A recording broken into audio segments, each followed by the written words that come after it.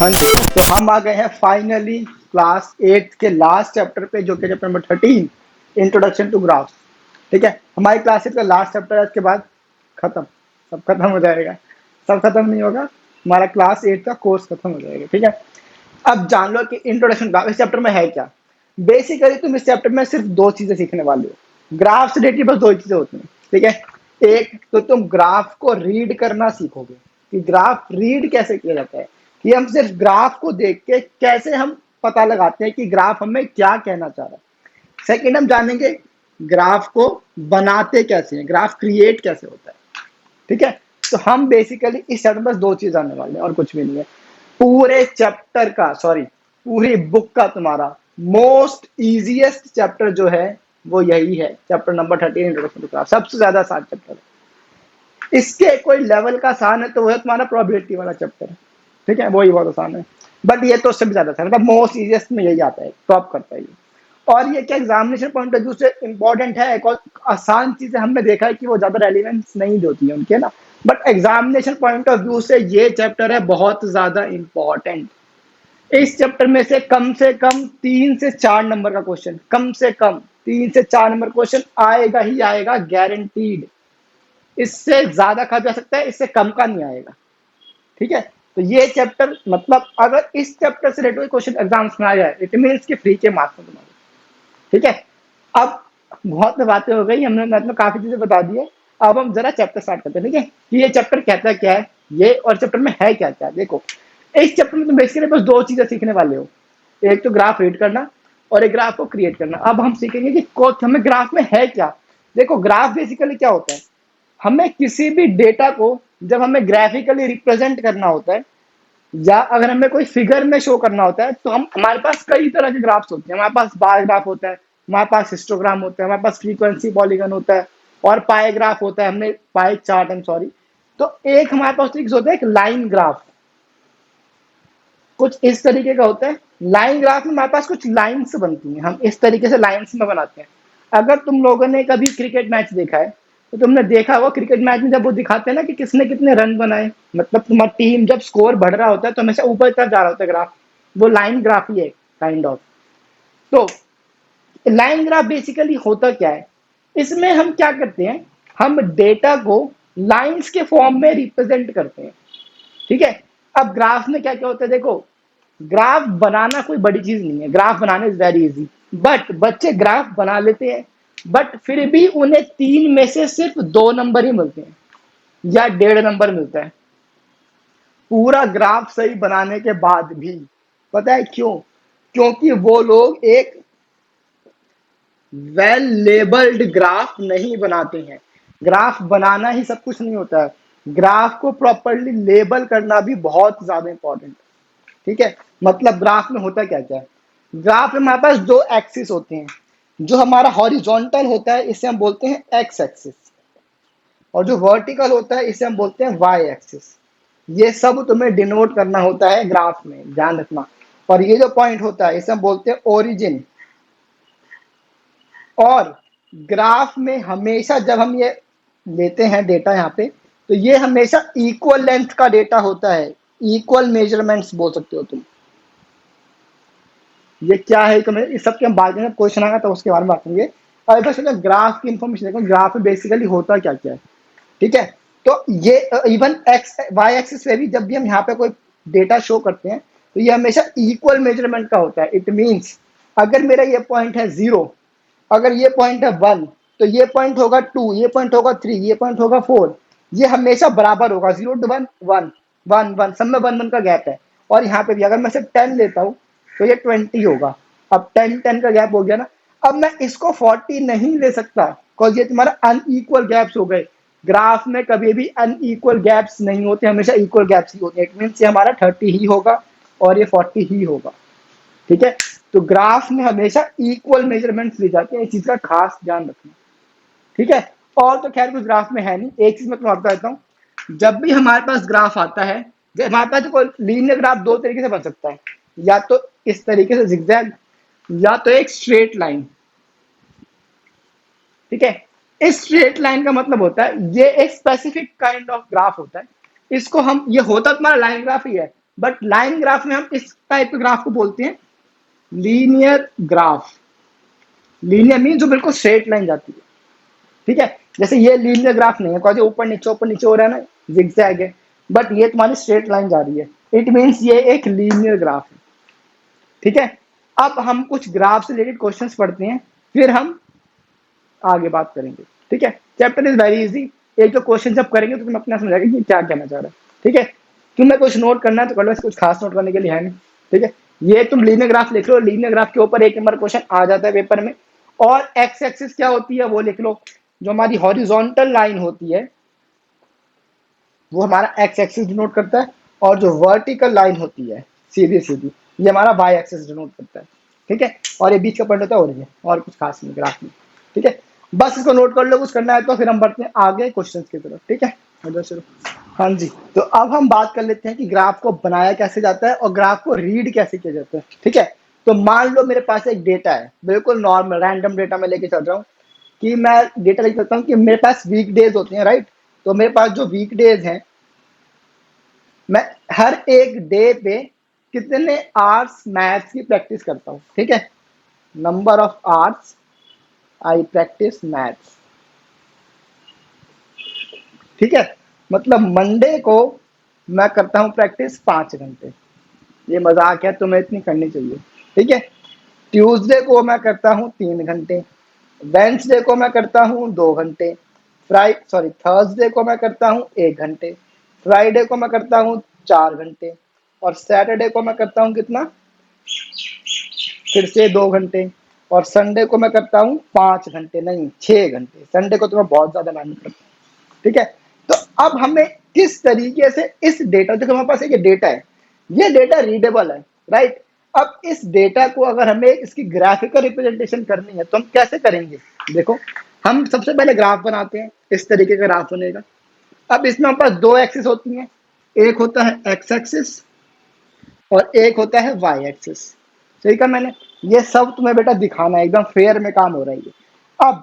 अब बात आती है डेटा को रिप्रेजेंट करना है, एक हमारे पास 2 तरह का डेटा है, एक मेरे पास है वीक डेज, सेकंड मेरे पास है number of hours I practice, ठीक है।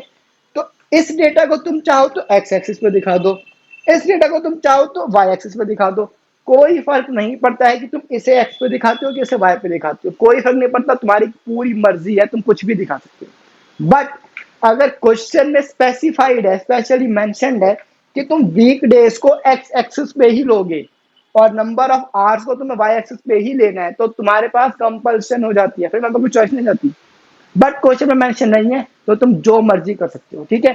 तो मैंने क्या किया, मैंने यहाँ पे दिखाया मंडे, यहाँ मैं दिखाया ट्यूसडे, वेडनेसडे, और ध्यान रखना ये सारे गैप्स इक्वल होंगे, 1-1 सेंटीमीटर गैप है। अगर तो अदरवाइज तुम ग्राफ पे काम कर रहे हो तो ग्राफ पे तुम्हारे पास कुछ स्क्वायर्स होते हैं इस तरीके से, है ना। तो तुम एक एक यूनिट, एक एक स्क्वायर पे एक एक मंडे ट्यूसडे वेडनेसडे करके ले लेना, ठीक है। फिर हमारे पास आएगा थर्सडे, फ्राइडे, सैटरडे, संडे, और ये मेरे पास है एक्स एक्सिस, ठीक है। अब यहाँ पे हमें क्या दिखाना है, नंबर ऑफ आवर्स। अब देखो मेरे पास नंबर ऑफ आवर्स मैक्सिमम है 6, दैट मीन्स मैं एक एक का गैप ले सकता हूँ। मैं यहाँ पे 1 2 3 4 5 6 7, हम कोशिश करते हैं कि एक चीज एक्स्ट्रा ले लें, एक यूनिट एक्स्ट्रा ले लें। अब यहाँ पे कुछ नंबर्स होते हैं तो, अदरवाइज कोई कंपल्सन नहीं है, ठीक है। अब देखो मंडे को मैं 5 घंटे पढ़ता हूँ, इट मीन्स मंडे को मैं पढ़ता हूँ 5 घंटे, इट मीन्स ये वाला मेरे पास एक पॉइंट आ गया, मतलब ये पॉइंट डिनोट करता है एक्स वाले पार्ट का, ये वाला मंडे, और वाई वाले पार्ट का 5, इट मीन्स मंडे एंड 5। इस पॉइंट के कोऑर्डिनेट्स है मंडे एंड 5, ठीक है। मतलब ये पॉइंट ये डेटा को रिप्रेजेंट करता है, एक्स एक्सिस का मंडे। जब भी हम कोऑर्डिनेट्स लिखते हैं, जब कोऑर्डिनेट्स में 2 पार्ट होते हैं, एक होता है एक्स का पार्ट, एक होता है वाई का पार्ट। तो हमारे पास एक्स के पार्ट पे है मंडे, ये देखो, और इसके वाई के पार्ट पे है 5, इट मीन्स ये कोऑर्डिनेट मंडे एंड 5 को रिप्रेजेंट करता है, ठीक है। नेक्स्ट देखो ट्यूसडे को है 3, तो ट्यूसडे को है 3, इट मीन्स ये वाला कोई पार्ट है।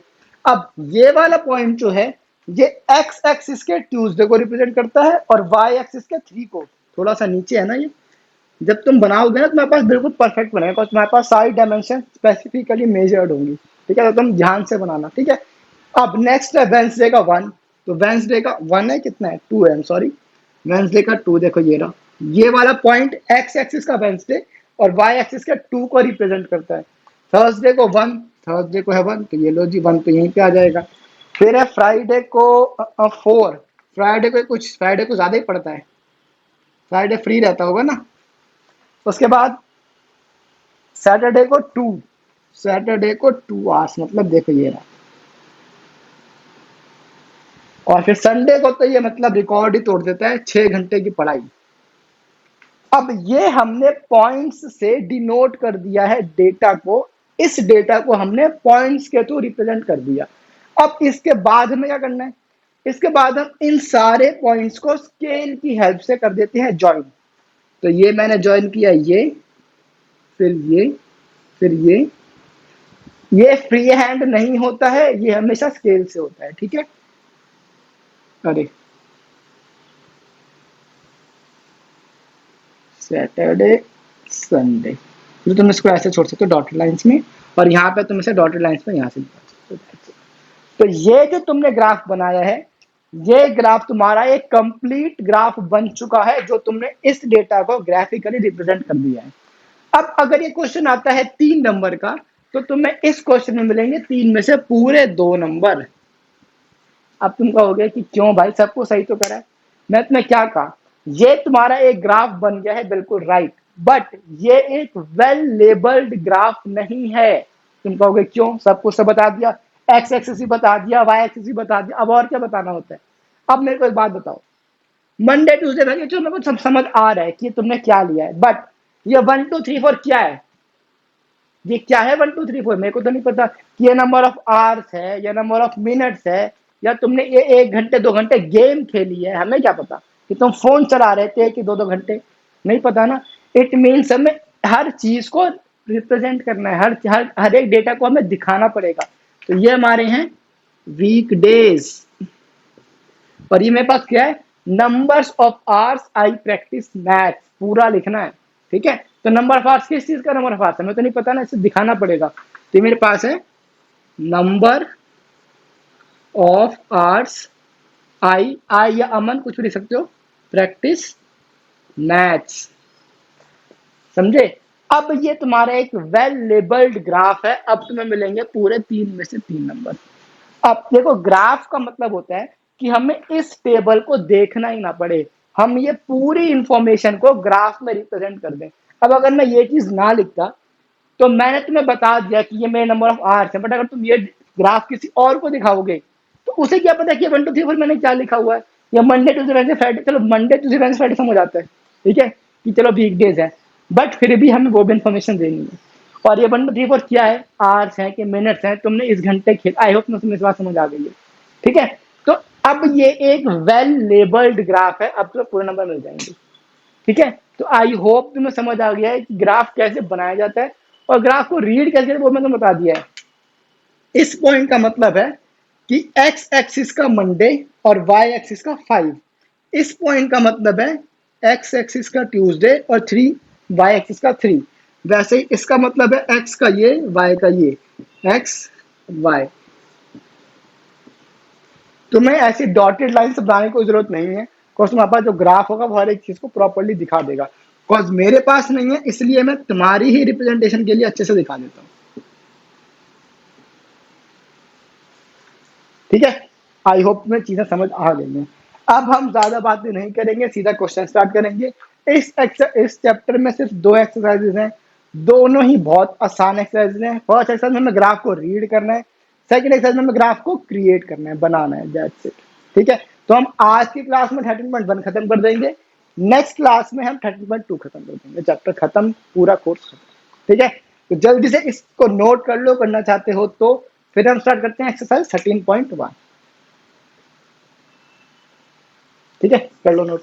हाँ जी, तो हम आ गए हैं क्वेश्चन नंबर 1 पे।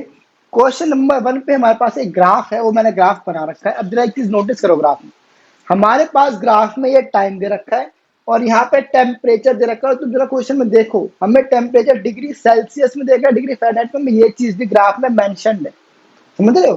देखो डिग्री सेल्सियस लिखा हुआ है ग्राफ में। अब हमें क्वेश्चन में जो ग्राफ देखो उसको रीड कर लेते हैं पहले। क्वेश्चन में देखो एक ये वाला पॉइंट है, ये वाला पॉइंट डिनोट करता है x का 9 और y का 35 और 36 के बीच में पॉइंट है। इट मीन्स ये पॉइंट कौन सा है? 35.5।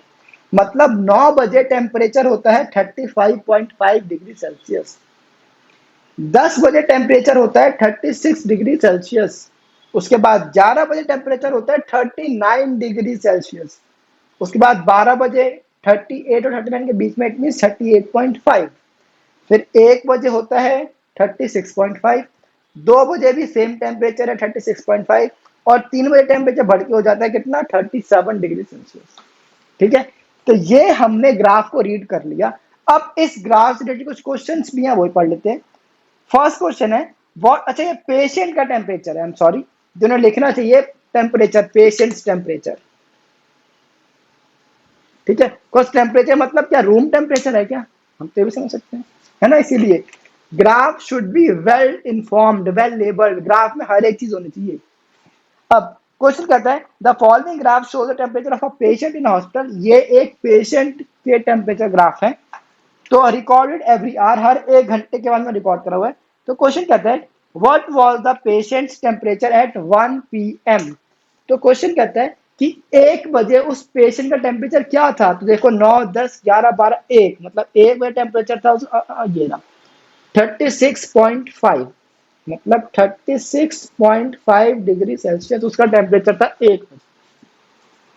सेकंड है when was the patients temperature 38.5 degree Celsius, मतलब 38.5 टेम्परेचर कब था? 34, 35, 36, 37, 38, 38.5, देखो ये रहा। अब ये वाला टेम्परेचर कब था? ये यहाँ पे आ जाओ, ये यहाँ पे था। अब इसका एक्स वाला पार्ट कौन सा है? देखो ये रहा, मतलब 12 बजे, मतलब 12 नून को उस पेशेंट का टेम्परेचर था 38.5। सिंपल, ग्राफ को रीड करना is very easy, I am sure तुम्हें भी लग रहा होगा। सी पार्ट पर लेते हैं, जिसका सी पार्ट क्या कहते हैं?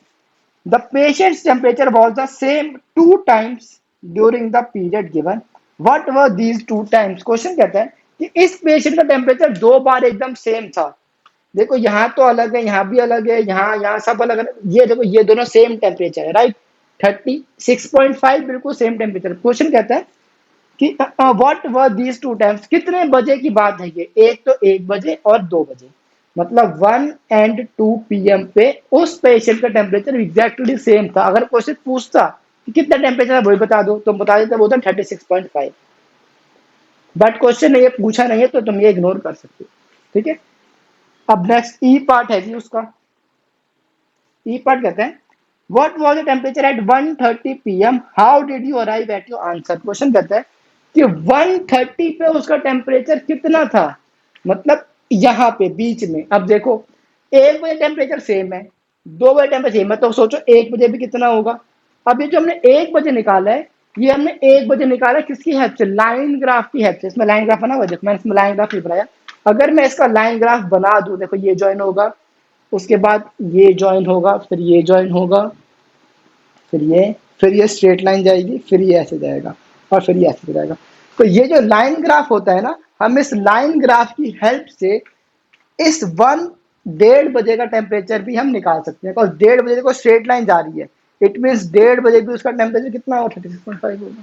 ठीक है, तो हमें 1:30 बजे का टेम्परेचर निकालना है, कितना कितना हो जाएगा? ये 36.5 डिग्री सेल्सियस। अब क्वेश्चन है कि how did you arrive at this temperature, मतलब आप इस आंसर पे कैसे पहुंचे? तो हम लिख सकते हैं by the help of line graph.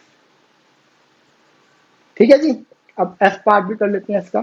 F part कहता है during which periods did the patients temperature showed an upward trend, it means एकदम स्टीप राइज उसका कौन से टाइम में हुआ, ये पूछा ना। हाँ, कौन से पीरियड में? तो देखो एक तो, अच्छा नहीं रुक जाओ, क्वेश्चन कहता है during which period did the patient temperature showed an, अच्छा क्वेश्चन कहता है कि कौन से पीरियड में उसका जो टेम्परेचर वो बढ़ता जा रहा है।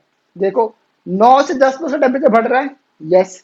10 से 11 में टेम्परेचर बढ़ रहा है, यस। फिर देखो हम देखते रहते हैं साथ में, एक तो 9 से 10 का उसका टेम्परेचर बढ़ा, फिर 10 से 11 में भी उसका टेम्परेचर बढ़ता है, अब 11 से 12 में टेम्परेचर कम हो रहा है, देखो नीचे जा रहा है, इट मीन्स टेम्परेचर कम हो रहा है, ये भी कम हो रहा है तो छोड़ो, ये भी तुम्हारा तो सेम है, इसको तो छोड़ो, अब ये फिर बढ़ा, मतलब 2 से 3 के बीच में दोबारा से बढ़ता है, समझे।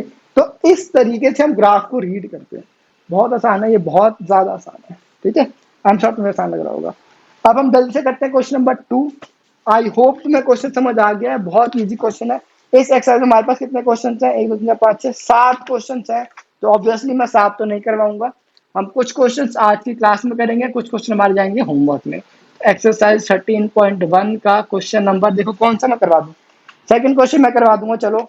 थर्ड तुम्हारा होमवर्क, फोर्थ तुम्हारा, ऐसा फोर्थ में 2 हैं, थर्ड में भी 2 हैं, तो एक काम करते हैं, थर्ड और फोर्थ में से एक मैं करा दूंगा, एक तुम कर लेना, तो चलो मैं थर्ड करवा दूंगा, सेकंड तुम होमवर्क में ले लो, फोर्थ तुम होमवर्क में ले लो, और उसके बाद क्या है जी, फिफ्थ तो बड़ा बेकार सा, फिफ्थ तुम कर लेना, नहीं फिफ्थ कहता है कि ड्रॉ लीनियर ग्राफ, तो फिफ्थ क्वेश्चन मैं करवाऊंगा, डोंट वरी। तो सिक्स क्वेश्चन में फिर से मैं रीड करना है, तो सिक्स क्वेश्चन तुम्हारा होमवर्क है, सेवन क्वेश्चन है, सेवन क्वेश्चन मैं करवाऊंगा, ठीक है। तो हमें करना है थर्ड पार्ट, फिफ्थ पार्ट, हमें 4 क्वेश्चन करने बेच क्लास में, तो क्वेश्चन नंबर 3 भी हमें अभी ही करना है, तो मैं पहले इसका ग्राफ बना लूं, फिर हम करते हैं क्वेश्चन नंबर 3। तो मेरे को तुम 1 सेकंड दो, मैं जल्दी से इसका ग्राफ बना लूं, फिर हम काम शुरू करते हैं, ठीक है। उससे पहले तुम इसको नोट कर लो, नोट करना है तो। हाँ जी, तो हम आ गए हैं क्वेश्चन नंबर 3 पे। अब एक प्रॉब्लम हो गई है छोटी सी, क्या, मैं तुम्हें क्वेश्चन 1 में एक चीज बताना भूल गया, वो कौन सी चीज है, तो ये वाली चीज है। ये आपने क्या बनाया है जी, हमें तो समझ ही नहीं आ रहा। किंक, इसको हम बोलते हैं किंक। ये क्या करता है, देखो अब तुम एक चीज नोटिस करो, यहाँ पे ना देखो हमारे जो क्या बोलते हैं टाइम का गैप्स है वो सब सेम है, 1 1 घंटे के गैप चल रहे हैं, राइट। अब हमने मान लिया कि 8 बजे से शुरू हो गया, 0 से कुछ का फर्क नहीं पड़ता, बट यहाँ पे देखो, यहाँ पे इन दोनों के बीच में गैप है 34 का, बट आगे सारे गैप है 1 1 के, तो ये जो अनइक्वल गैप है, इस गैप को ये किंक हैंडल कर जाता है। मतलब जब भी मेरे को कोई एक अनइक्वल गैप स्टार्टिंग से दिखाना होता है, मतलब देखो यहाँ पे दिखा रहा हूँ मैं, जैसे मैंने ग्राफ बनाया, ठीक है।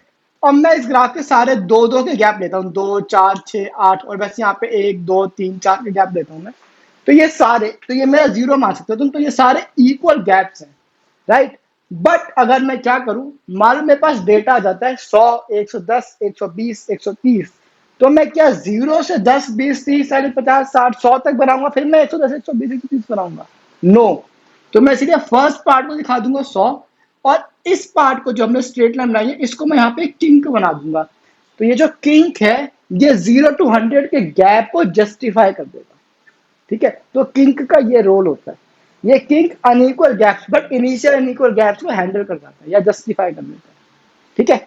अब हम बात करते हैं क्वेश्चन नंबर 3 की, बहुत इंपॉर्टेंट क्वेश्चन है ये, इसमें पास 2 ग्राफ है, देखो पढ़ते हैं क्वेश्चन, पढ़ कहते हैं for an experiment in botany, मतलब कुछ प्लांट से रिलेटेड कुछ काम होता है बॉटनी में, two different plants, plant A and B were grown under similar laboratory conditions, the height were measured at the end of each week for 3 weeks. हमने 3 हफ्तों तक उस प्लांट की जो ग्रोथ हुई उसकी हाइट को हमने मेजर किया, ठीक है। देखो हमें क्या हमें समझ आया, देखो हमने 0 वीक से जब स्टार्ट किया तो हमारे पास 2 प्लांट है, देखो मैं दोनों प्लांट्स को अलग अलग कलर से बताया है, रेड कलर से मैंने दिखाया प्लांट ए को, और ब्लैक कलर से मैंने दिखाया प्लांट बी को। तो देखो प्लांट, पहले हम ए की बात कर लेते हैं, प्लांट ए 1 वीक के बाद इसकी हाइट हो जाती है 2 सेंटीमीटर, ये देखो दिख रहा है तुम्हें, ये प्लांट बी की हाइट है 2 सेंटीमीटर 1 हफ्ते के बाद, और 2 हफ्ते के बाद इसकी एक सडन इंक्रीज होता है, कितने का, 2 से पहुंच जाता है 7 पे, ठीक है। अब तीसरे हफ्ते में इसकी थोड़ी सी कम ग्रोथ हुई, ये कहां तक पहुंच पाया, सिर्फ 9 तक। बट जो तुम्हारा प्लांट बी था उसने शुरू में तो बड़ा धीरे धीरे बढ़ा, वो पहले वो सिर्फ 1 सेंटीमीटर तक ही बढ़ पाया 1 हफ्ते में, बट उसके बाद सेकंड वीक में उसकी इससे भी एक बढ़िया ड्रास्टिक ग्रोथ होती है, देखो ये यहाँ से 1 से पहुंच जाता है सीधा 7 पे, और 7 के बाद थर्ड वीक में भी और बढ़ता जा रहा है, अब ये पहुंच गया 10 पे, ठीक है। मतलब जो प्लांट बी था वो पहले तो धीरे धीरे बढ़ा, फिर एकदम से बढ़ने लगा, बट जो प्लांट ए था वो शुरू में बढ़ता गया और उसको धीरे धीरे कम होता गया, छोटा ही रह गया, ठीक है। अब क्वेश्चन पढ़ लेते हैं जी, क्वेश्चन क्या कहते हैं, how high was plant A after तो ए का फर्स्ट पार्ट है, सेकंड पार्ट है, दो पार्ट है इसमें।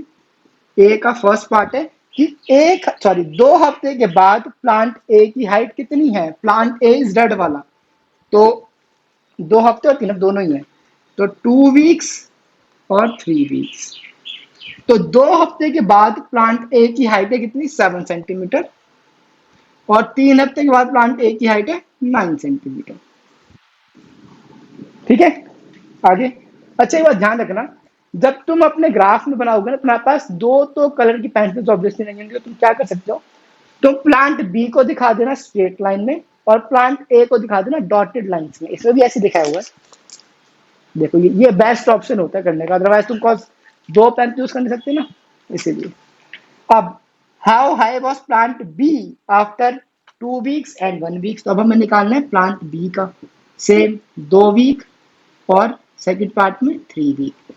तो प्लांट बी है हमारे पास ब्लैक वाला, तो 2 हफ्ते बाद तो दोनों की सेम हाइट थी 7 सेंटीमीटर, बट 3 हफ्ते के बाद प्लांट बी में सडन इंक्रीज आया कितने का, 10 सेंटीमीटर का, मतलब 3 सेंटीमीटर बढ़ गया। ठीक है, आगे। How much did plant grow during the third week, तो क्वेश्चन कहता है कि जो प्लांट ए था, सी पार्ट में जो प्लांट ए था वो थर्ड वीक में कितना ग्रो करा है। देखो जो प्लांट ए है, मैं कंफर्म कर लेता हूँ, हाँ जी, प्लांट ए जो है वो तुम्हारे पास है रेड वाला, देखो ये सेकंड वीक में था 7 सेंटीमीटर पे और थर्ड वीक में पहुंचा 9 सेंटीमीटर पे। इट मींस कि ये थर्ड वीक में तुम्हारा 2 सेंटीमीटर बढ़ा है, तो 2 सेंटीमीटर की ग्रोथ उसकी हुई है। सिंपल सा क्वेश्चन है इसका। अब how much did plant B grow from the end of second week to the end of third week, तो सेम क्वेश्चन है। क्वेश्चन कहता है कि प्लांट बी कितना ग्रो करा है, तो प्लांट बी देख लो तुम, प्लांट बी में तुम्हारा 7 से 10 पे गया है, तो प्लांट बी तुम्हारा कितने पे गया है, 3 सेंटीमीटर पे। ठीक है जी, आसान आसान से क्वेश्चन है, ग्राफ रीड करना इज वेरी इजी। अब during which week did plant A grow most, कौन से वीक में प्लांट ए सबसे ज्यादा ग्रो करा, तो देख लो यहां से यहां तक का जो ये वाला गैप है, इसमें सबसे ज्यादा ग्रोथ हुई है दोनों ही प्लांट्स की। तो तुम्हारा जो सेकंड वीक है, वीक 2, देखो 0 to 1 first week, first to second, second week, second to third, third week, simple. तो सेकंड वीक में सबसे ज्यादा ग्रोथ हुई है उसकी।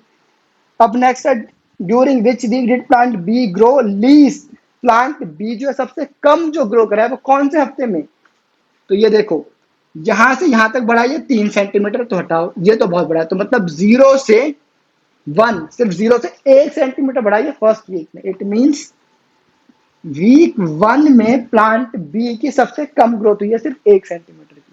ठीक है, next, were the two plants of the same height during any week shown here, question कहता है कि पूरे हफ्तों में क्या दोनों प्लांट्स की सेम हाइट किसी भी वीक पे रही है, तो यस, ये देखो यहाँ पे इन दोनों प्लांट्स की हाइट सेम रही है 7 सेंटीमीटर, मतलब at the end of second week, at the end of second week. ये स्पेसिफाई तो बेकार का पार्ट है, छोड़ो। अब हम बात, आई होप इसमें क्वेश्चन बड़ा बेकार सा था। अब तुम इसी टाइप का क्वेश्चन है, क्वेश्चन नंबर 4, तुम्हारे पास 2 डेटा है, वो तुम कर लेना, कोई टेंशन की बात नहीं है, बड़ा आराम से हो जाएगा। अब हम करते हैं क्वेश्चन नंबर 6, उससे पहले मैं इसको इरेज कर देता हूँ, फिर हम क्वेश्चन नंबर 6 करते हैं। ठीक है, तुम जल्दी से इसको नोट कर लो, या मैं तुम्हें कहूँगा नोट मत करो, आई एम श्योर तुमने सब अपने आप कर भी लिया होगा, है ना।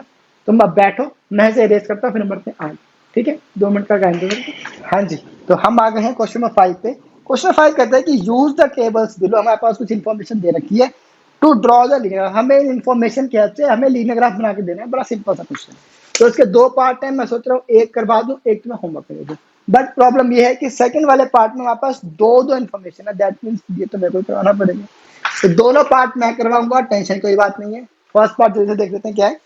हमारे पास ईयर है और डेज है, तो ईयर और डेज, ईयर है 2003, 2004 एंड 2005, और 2006 भी है जी, 2006 ये है मेरा पेपर यहाँ पे।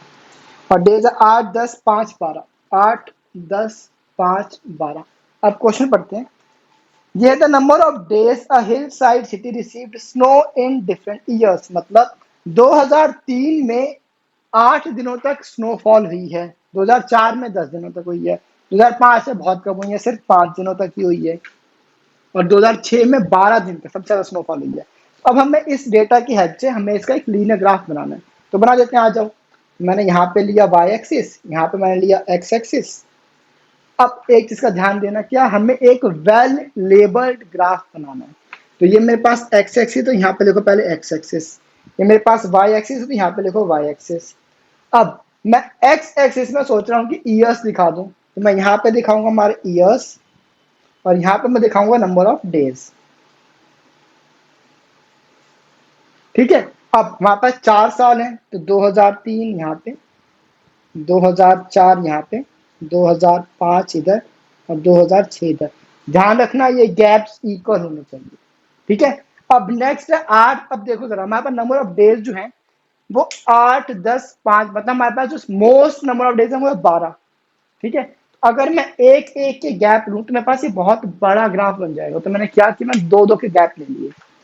तो 2, 4, 6, 8, 10, 12, सिंपल। अब देखो, अब 2003 में 8 डेज तक स्नोफॉल हुई है। इट मींस एक्स का 2003 और वाई का 8, मतलब ये यहाँ पे कुछ होना चाहिए। ये मेरा एक पॉइंट आ जाएगा, सिंपल। अब 2004 में 10 दिन, तो 10 दिन तुम्हारा ये देखो ये रहा। तुम्हें ये डॉटेड लाइंस बनाने की कोई जरूरत नहीं है, मेरे पास स्केल नहीं है या कुछ लाइंस है नहीं रेफर करने के लिए, इसीलिए मैं बनाता हूँ। ठीक है, तुम्हें नहीं बनाने की जरूरत है। अब 2005 में से 5, अब देखो 5 दिन कैसे दिखाएंगे, 4 और 6 के जो बीच का पॉइंट है मैंने इसको ले लिया और मैंने यहाँ से इसको ज्वाइन कर दिया। तो ये जो पॉइंट आया है ये मेरा हो जाएगा कौन सा पॉइंट, ये वाला, जो 2005 और 5 दिन को डिनोट करेगा। फिर 6 और 12, तो 6 और 12 तो सबसे ऊपर है जी।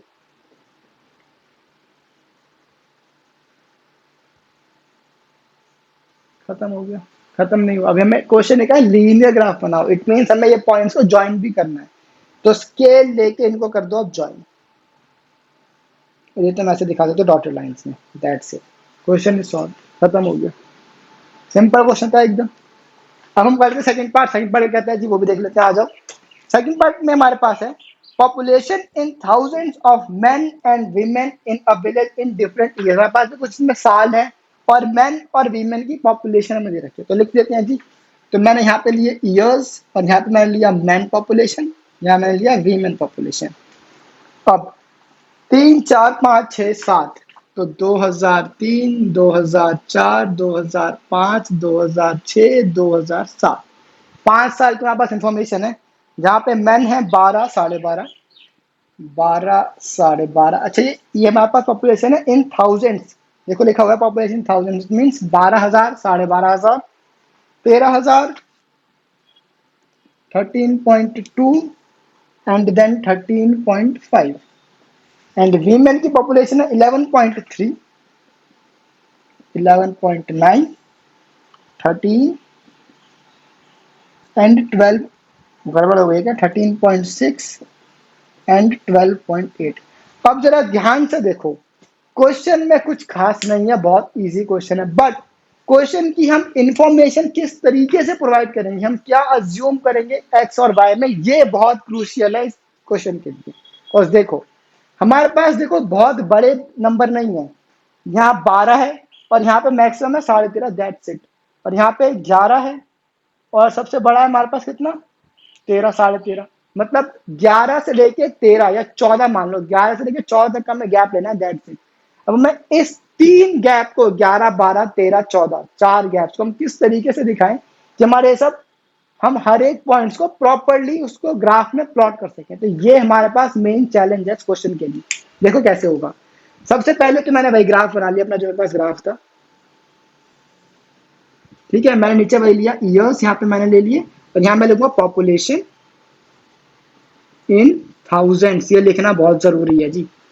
ये मेरे पास है वाई एक्सिस और ये मेरे पास है एक्स एक्सिस। ठीक है, मेरे पास है 5 साल, तो 2003, 2004, 2005, 2006, 2007, तो 2003, 2004, 2005, 2006, 2007।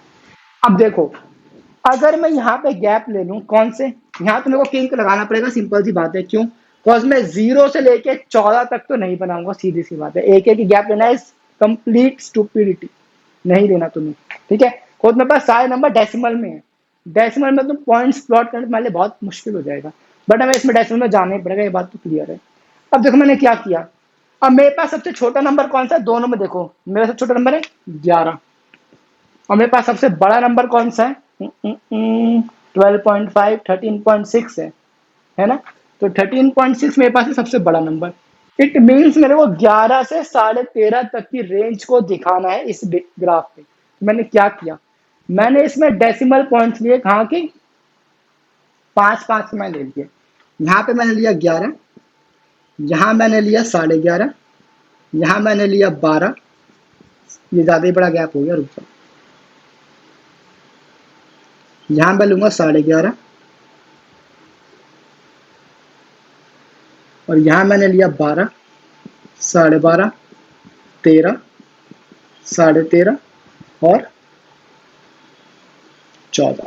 ये मेरे पास है वाई एक्सिस, क्लियर है।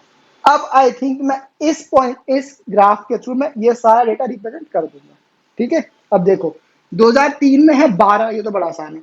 अब इसमें एक प्रॉब्लम और है, इसमें हमारे पास दो डिफरेंट इंफॉर्मेशन है, तो मेरे को मैन भी दिखाना है और वीमेन भी दिखाना है। तो मैं क्या करूंगा, मैं मैन को दिखाऊंगा ब्लैक से और वीमेन को दिखाऊंगा रेड से, ठीक है। तो देखो मैन 2003 में है 12, तो ये है 12, इट मीन्स देखो ये रहा, ठीक है। उसके बाद मैन का है 12.5 कितने में, 2004 में, तो 2004 में 12.5 मतलब ये रहा, ये वाला पॉइंट आ गया। उसके बाद है 13, तो 2001 में 13 है, तो ये देखो यहाँ पे आ जाएगा तुम्हारा, सिंपल। फिर है 13.2, अब 13.2 13 और 13.5 के बीच में आएगा, बट कहाँ बीच में आएगा तुम अपने आप थोड़ा सा जूम करके लगा देना, कोई फर्क नहीं पड़ता। तो ये तुमने लगाया कहाँ पे, बस ये ऊपर आएगा इतना ध्यान रखना, तो मैंने यहाँ पे लगा दिया,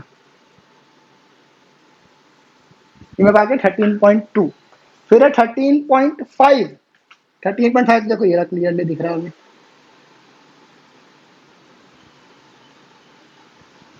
ठीक है जी। अब इसको कर दो ज्वाइन, इसको यहाँ डॉटेड लाइन से दिखा दो, ये तुम्हारा ये बन जाएगा, फिर ऐसे फिर ऐसे फिर ऐसे, फिर इसको नीचे, ठीक है। अब बात करते हैं वीमेन की, तो वीमेन का क्या है, सबसे पहले 11.3, तो 2003 में 11.3 मतलब यहाँ पे कहीं आना चाहिए। फिर नेक्स्ट है 11.9, ये 12 से थोड़ा सा कम है, तो यहाँ पे हो जाएगा ये नीचे, तो ये इसके नीचे ही रहेगा, ठीक है। ये हो गया। नेक्स्ट तुम्हारे पास है 13, ये तो पूरा का पूरा एग्जैक्टली सेम, तो ये हमारा 13 हो जाएगा यहाँ पे। फिर है 13.6, तो 13.6 तुम्हारा 13.2 के ऊपर होना चाहिए, मतलब यहाँ पे।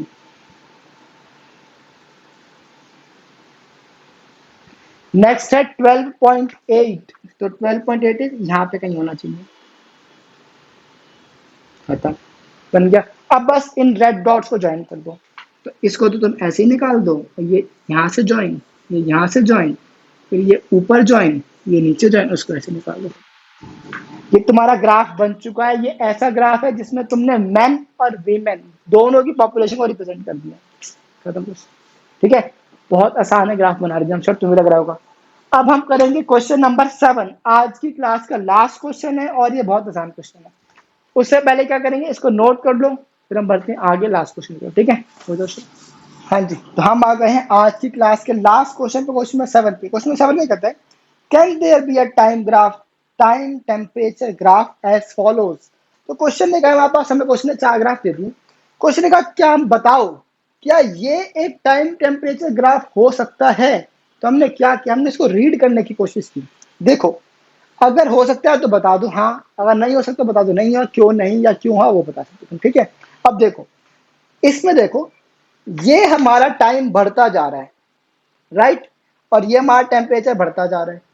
अब जरा सोचो क्या जैसे जैसे टाइम बढ़ेगा क्या टेम्परेचर ही बढ़ सकता है। मैं आज के दिन की बात करता हूँ, मान लो भी मेरी मई जून की गर्मी है, एकदम गंदी गर्मी।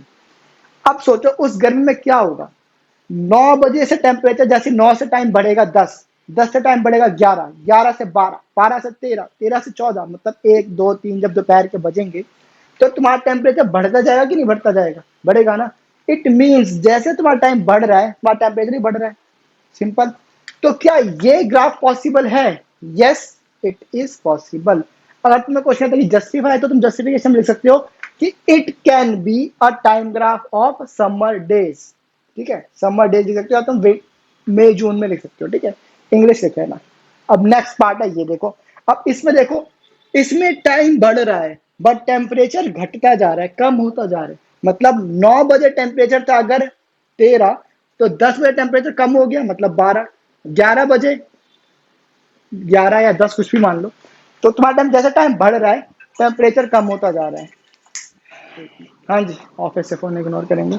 हाँ जी, तो क्वेश्चन क्या कह रहा है, जैसे जैसे टाइम बढ़ रहा है तुम्हारा टेम्परेचर कम हो रहा है। अब तुम जरा अपने ना समर डेज हो गया, विंटर डेज की बात करो, सर्दियों में तुम्हारा जो टाइम था, मान लो शाम के 5 बज रहे हैं। ठीक है, शाम को 5 बजे तुम्हारा टेम्परेचर थोड़ा सा ज्यादा होता है, बट जैसे ही टाइम बढ़ा टेम्परेचर कम हो जाता है, मतलब ठंड बढ़ जाती है। टाइम और बढ़ेगा, टेम्परेचर और कम। रात को 11 बजे टेम्परेचर सबसे कम होगा एज कम्पेयर टू शाम के 5 बजे से।